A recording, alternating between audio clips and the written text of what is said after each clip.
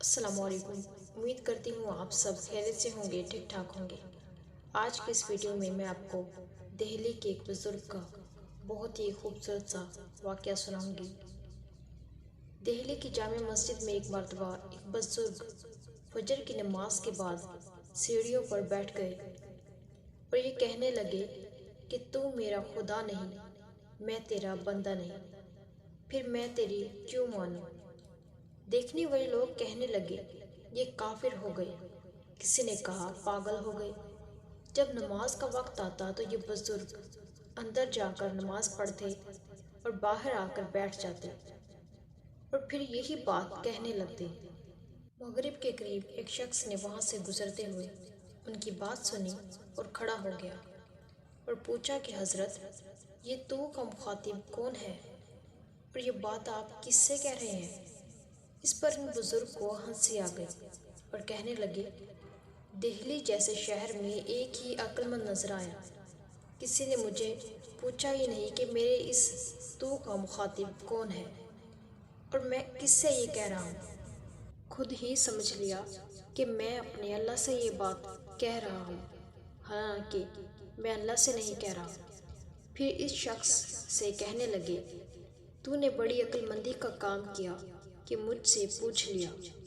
دراصل میرا مخاطب میرا نفس ہے اور میں نفس سے مخاطب ہوں کہ اے نفس، تو میرا خدا نہیں ہے، میں تیرا بندہ اور غلام نہیں ہوں، اس لیے میں تیری کیوں مانوں؟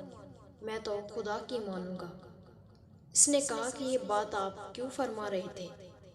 اس پر ان بزرگ نے کہا بات یہ ہے کہ آج فجر کی نماز پڑھنے کے بعد مسجد سے نکل رہا تھا تو نفس نے شدت سے تقاضا کیا کہ آج ناشتہ میں حلوے پراٹھے کھلاؤ، تو میں نے اس سے کہنا شروع کر دیا کہ تو میرا خدا نہیں ہے اور میں تیرا بندہ نہیں ہوں، اس لیے میں تیری کیوں مانوں؟ میں تو میرے اللہ کی مانوں گا، اور جب بھی وہ مجھ سے یہ مطالبہ کرتا ہے میں یہی جواب دیتا ہوں۔ یہ واقعہ بڑا عبرت انگیز ہے اور اصلاح نفس کے لیے فکر کرنے والوں کو فراہم کرتا ہے۔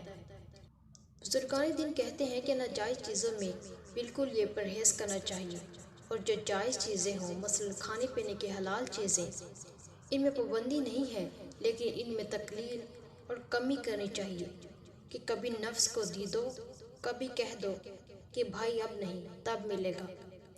اس سے نفس کنٹرول میں رہے گا۔ اگر اس کی ہر جائز و حلال خواہش پوری کی گئی تو وہ سر پر بیٹھ جائے گا۔ امید کرتی ہوں کہ آج کی اس ویڈیو سے آپ نے سبق حاصل کیا ہوگا اور سیکھا ہوگا کہ اپنے نفس کو کیسے کنٹرول میں رکھنا ہے، کیسے اپنے نفس کو ہرانا ہے اور ناجائز چیزوں سے دور رہنا ہے۔ جزاک اللہ خیرہ۔